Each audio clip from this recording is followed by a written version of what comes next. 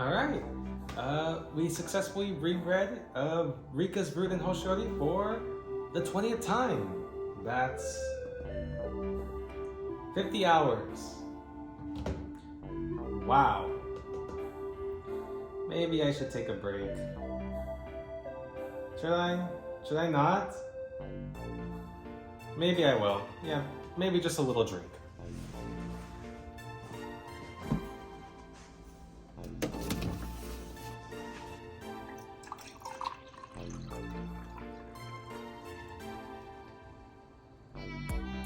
There's gotta be like something that I could read, something that I can really enjoy and, I don't know, something similar to Hoshiori, honestly.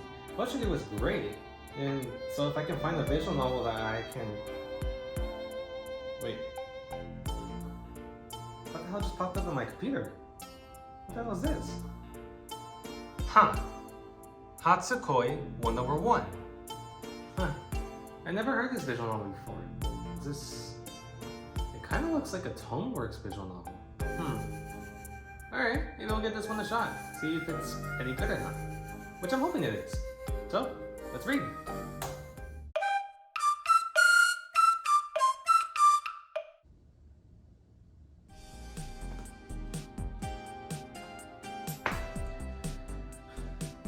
There hasn't been a visual novel that really pissed me off. Let's talk about it.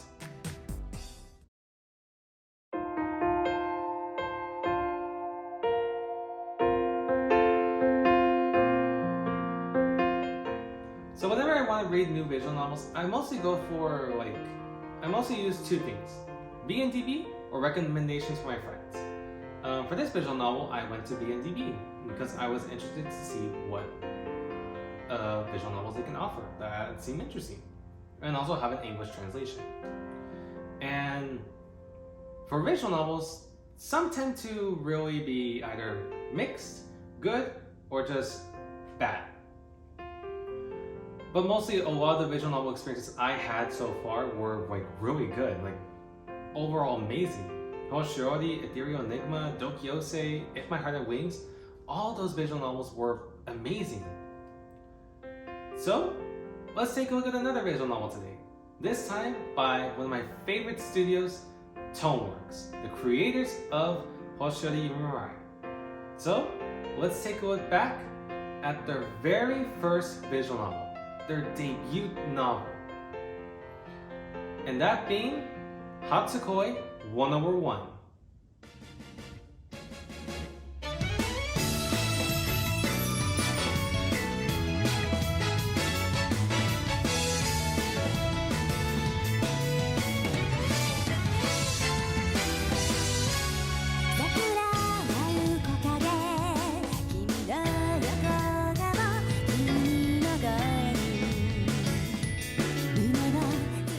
Released in June 29, 2012, exclusively in Japan and on the PC, this is Hatsukoi 101, a romantic drama visual novel developed and published by Toneworks.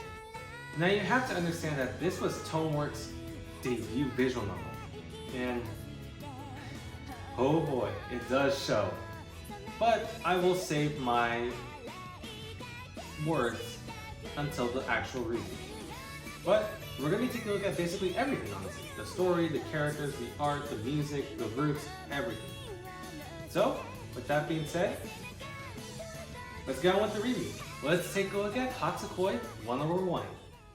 You are Yuma, a second-year student at a prestigious public school, just living out his school years. Having not yet experiencing love before, nor has made any progression, and spends his days lacking any satisfaction.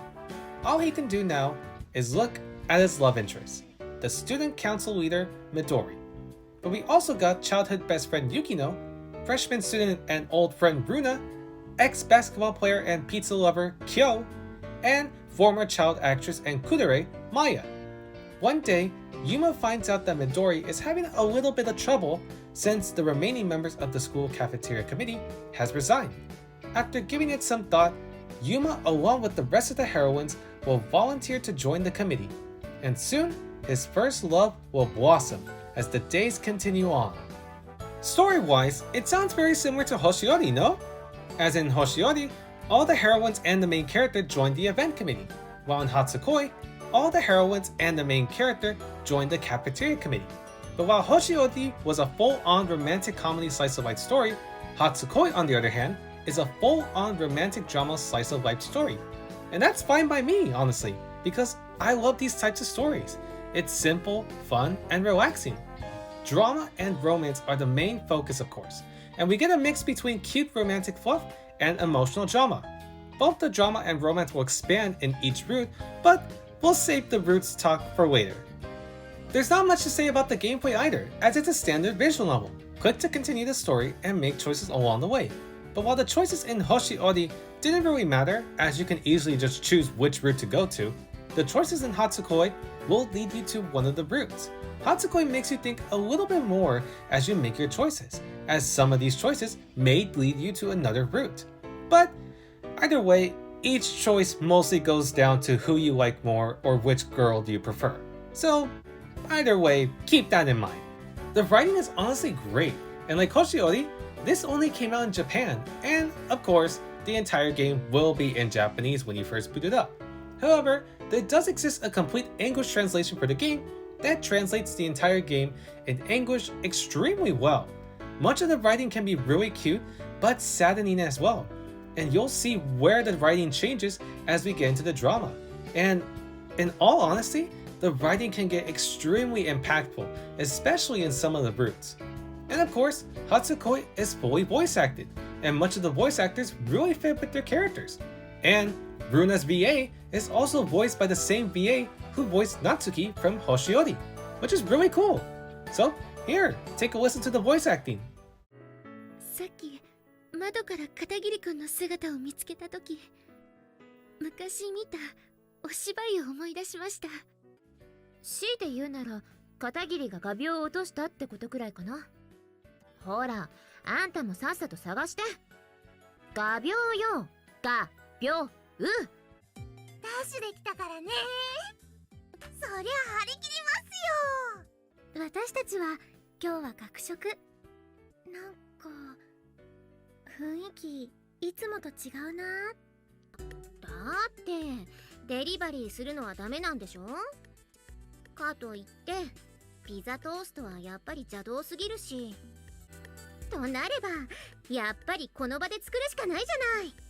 The music itself is much more calmer as well. It's not poppy or lighthearted like from what you heard in Hoshiori.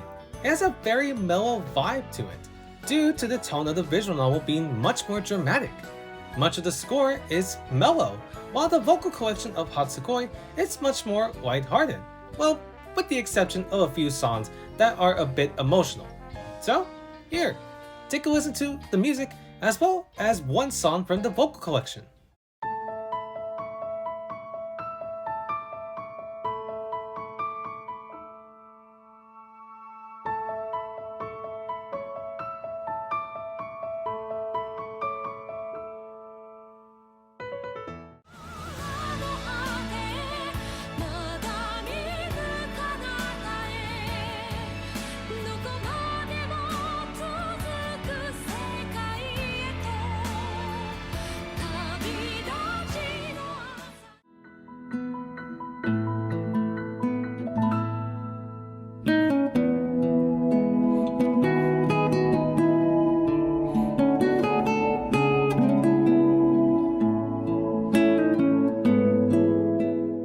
Like Hoshiori, I can't say very much about the art style of the visual novel because, well, it's really pretty.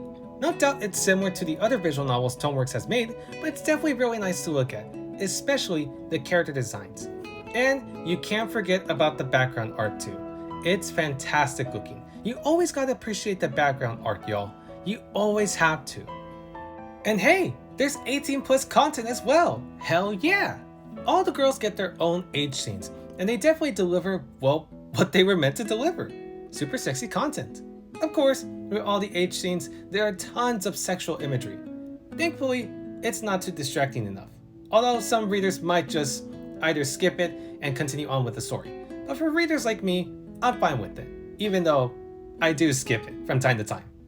Finally, we arrive at the roots and the characters. There are a total of 5 different roots to go through, each with similar aspects within the cafeteria committee, but the rest of the story of each root will revolve around the problems each girl is going through as Yuma tries to fix it. And like I said before, depending on the choices you make, you'll be heading down to one of these 5 roots. Let's start off with Midori's root first. Her root is basically a continuation of a bit of the common root actually. Well, from what I've read.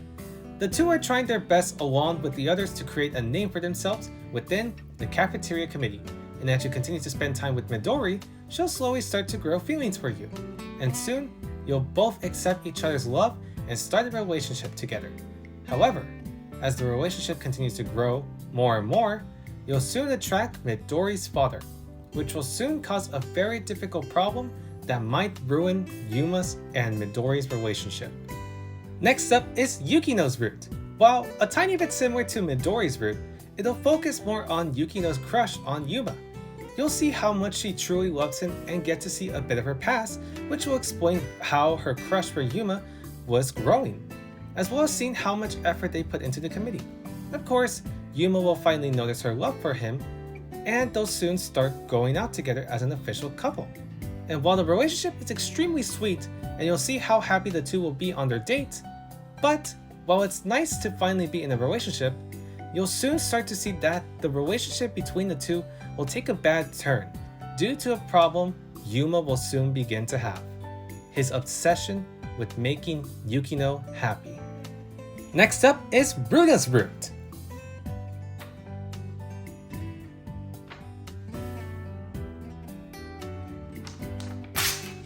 Next up is Kyo's root. This one is a bit different from the past roots, as it's Yuma trying to get to know more about Kyo, learning more about her life as well as working part-time at her father's pizza place, where you'll soon figure out where her pizza obsession came from, as well as trying to find a way to incorporate pizza in the cafeteria committee.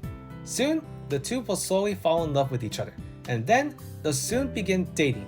But as the relationship continues to grow, you'll soon start to see Kyo's hidden past, as you soon see why she quit the basketball team and why she doesn't want to be involved with them again, causing a somewhat unwanted drama due to Kyo trying to evade herself from talking about her past as a basketball player. Finally, we have Maya's root. Same thing with Kyo's root, as you'll be seeing Yuma trying to get to know more about Maya. Since Maya is very evasive and would rather be alone, it becomes difficult for Yuma to know more about her life, as he knows very little about her.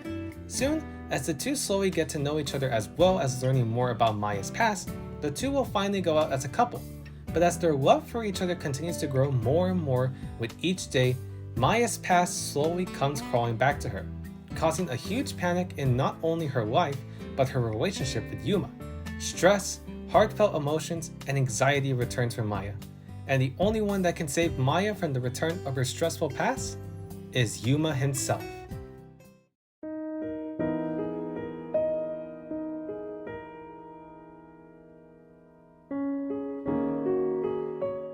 So, I may have talked a lot of the positive things about the visual novel so far. However, the visual novel does have some negatives that doesn't make this perfect like Hoshiori. And there are 2 main factors that ruin the experience for readers, including myself. And those 2 are Yuma himself and the drama.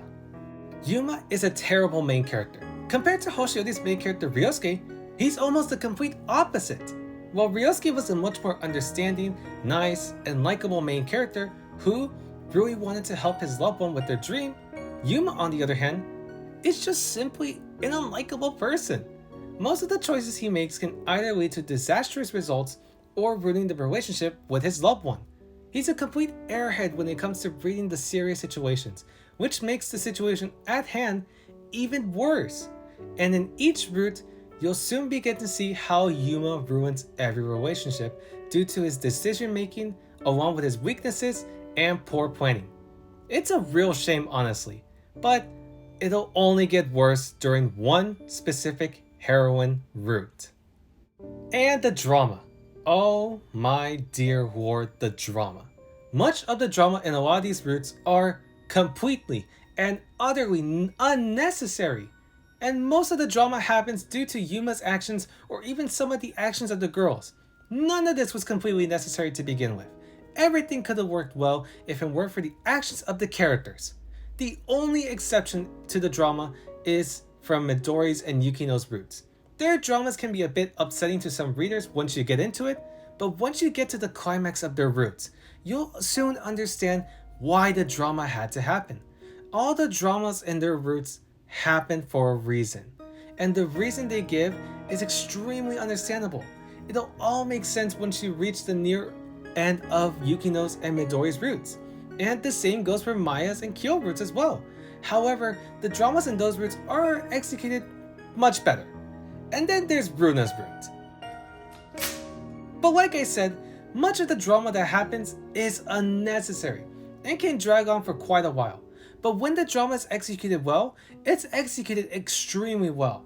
It not only gets a strong emotional reaction to the reader, but it can truly give out the true pain these characters are experiencing, with many of these scenes being, honestly, really emotional to read through. But behind the unnecessary drama and terrible main character is a genuine love story that is both emotional and heartwarming. Each girl has their own problem to solve, and Yuma does his best to help them get through it. You can see that beyond his flaws and bad decision making, he truly loves and cares about them. He does his best to find a way to solve their problem, and once he does, it's an extremely satisfying conclusion to their roots. The themes as well play a strong part in each root. Midori's root deals with the life of being in a strict rich family. Yukino's root deals with the problems of becoming obsessed with a relationship. Runa's root deals with not having confidence in yourself. Kyo's root deals with the problem of having too much weight on you and pressure around you. And Maya's root deals with the problem of not meeting everyone's expectations. The execution of each theme is done very well and can deliver a pretty depressing scene for readers. Now, which root do I consider the best? Honestly, both Maya's and Kyo's roots were my favorites. Kyo's root has the perfect balance of drama and romance. The drama is executed extremely well and showcases the troubles Kyo had to go through of having too much pressure when she was in the basketball club. You see how she doesn't want to feel that feeling, but for Yuma, he wants her to go back.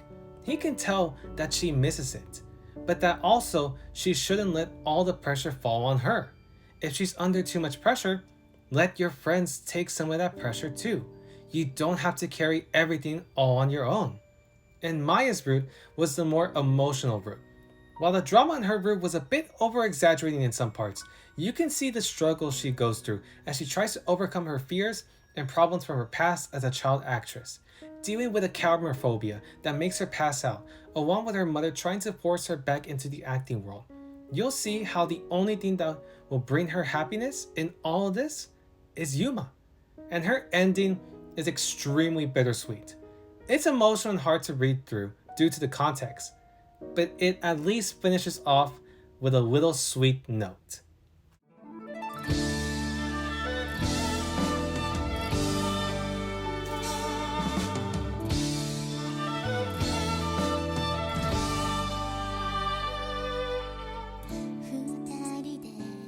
Hatsukoi 101 received generally positive reviews from players alike, with many praising the romance, the roots, specifically Maya's root, the artwork, music, and the characters, but it was heavily criticized for the main character Yuma, Runa's root, the overall structure of the visual novel, and the forced drama. Now, what are my overall opinions or thoughts on this visual novel? Well, to put it simply, Hatsukoi 101 is really far from perfection. It has many problems that can cause many readers to stop reading or turn away from even reading this visual novel, and I myself almost fell victim to the latter.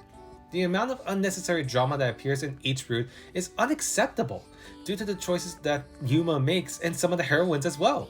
Yuma as a main character is one of the best examples of how to create an unlikable, stupidly shy airhead of a main character. But behind all of those problems is a visual novel that is still executed very well. There may be a lot of unnecessary drama, but when they execute the drama very well, it's executed extremely well. It not only gives every scene a very deep and emotional feeling, but it also shows you the pain these girls go through, especially in Maya's and Kyo's roots. And mixing that with the writing and the themes, some of these scenes will be depressing to read and will definitely give you a wonderful yet sad experience. And along with its beautiful art, great soundtrack, and a good cast of characters, Hatsukoi is still a genuinely great visual novel, showing us the difficulties that we might experience in our daily lives and how we have to overcome them. And for being a debut visual novel for Toneworks, I say they did an alright job. Again, it ain't perfect, but you can tell that they really did try their best. So, yes, do check out Hatsukoi 1/1 if you get the chance. Also, what's interesting is that Hatsukoi never got a converted edition or perfect edition like Hoshiori, which honestly, I think it does deserve to get those two editions, but I can understand why it didn't receive either edition since the visual novel itself received mixed to positive reviews, and while it was still popular, it didn't reach the same amount of popularity like Hoshiori. So I wanted to get a second opinion on Hatsukoi, so why not bring someone else? Why not bring someone in here to explain? So, please give a warm welcome to Shion.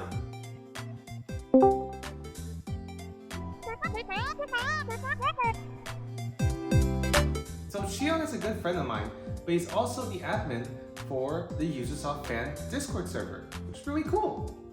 So why don't we get started with the interview?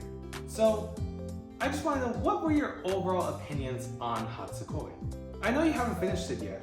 You're still in like the second route so far, if I remember correctly. But what were your overall opinions on it so far? Just give like your thoughts.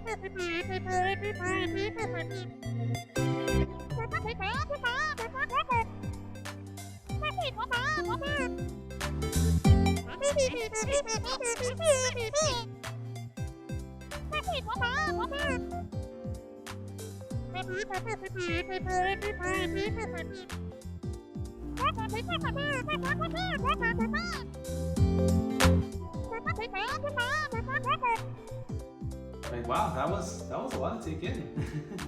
But yeah, thank you so much, Shion. Thank you for coming here.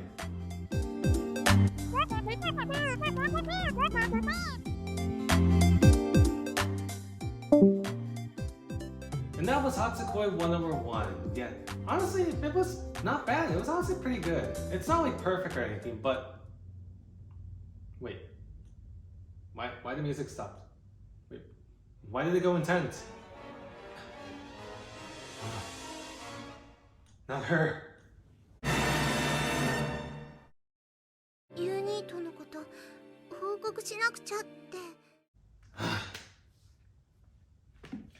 Fine. Let's talk about Runa's route, for fuck's sake. Okay, Runa's route in Hatsukoi 1/1 might just be one of the worst routes I've ever read in a visual novel. To give context, her route basically focuses on her love for Yuma, similar to Yukino's route. However, what makes this route horrendous is Runa herself. Runa is extremely unconfident. She doesn't believe that she's worthy of being in a relationship with Yuma. Soon, she'll finally confess to Yuma that she actually loves him. Except, she brushes her confession to Yuma as fake and jokes that it's not true and that he should be in a relationship with Yukino. Which Yuma actually does. He actually dates Yukino while Runa is crying by herself, saying that she'll never be in a relationship with Yuma. It's such an incredibly stupid route because Runa is the one that keeps the drama going. She makes completely stupid decisions that not only makes each situation worse, but her emotions are completely unstable. If she really likes him, then tell him. Don't lie and say it was just a joke. Actually tell Yuma. You're only hurting yourself more and more if you keep blaming yourself, saying that it should have been me and not Yukino. Then fucking tell Yuma that you love him. What sucks is that this continues on for maybe 65% of the route, and it's extremely torturous. You'll continue to see Runa doubting herself and getting all sad because Yuma is in a relationship with Yukino, even though Runa was the one who forced the two to be in a relationship. She keeps on saying that if the two broke up, then her work was done for nothing. What do you mean work? You're the one who's in extreme emotional pain. Runa's route, I ripped off most of the paper. is just an extremely painful route to read, and almost made me quit reading the visual novel. But I continue reading as I want to get to Kyo's and Maya's routes. But allow me to say this, that this route might or will be a complete turnoff for many readers. So keep that in mind if you do plan to read this visual novel. That was terrible. But we did it. We talked about everything. Wait, did we talk about everything? Oh shit, I forgot. There's the Append Stories.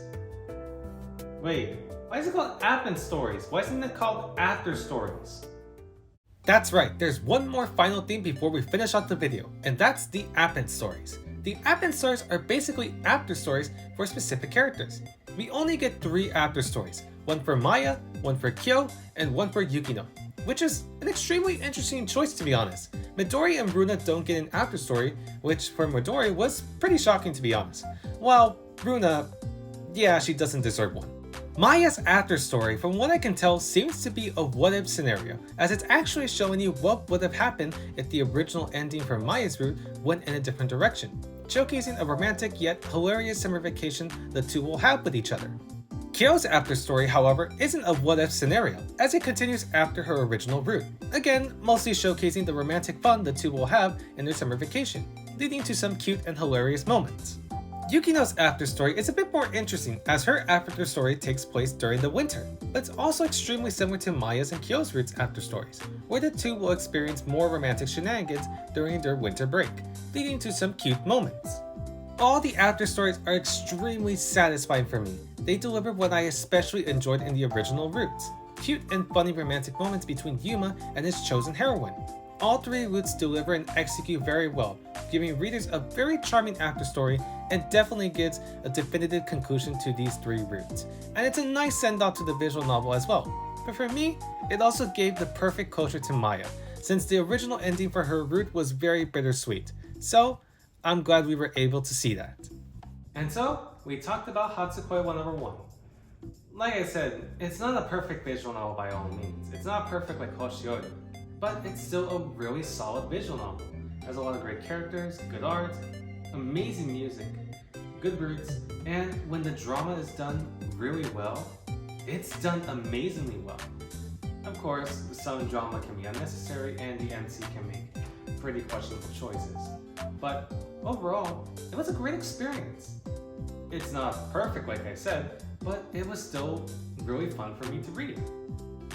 Do I recommend this to you all? Of course, but just be warned, like I said, much of the problems will turn away readers, so just keep that in mind.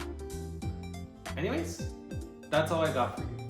Thank you so much for watching, and thank you for listening to me talk about more Tonework's visual novels. And don't worry, I'll talk about more visual novels of Tonework's later on. That's all from me. Thank you guys for watching.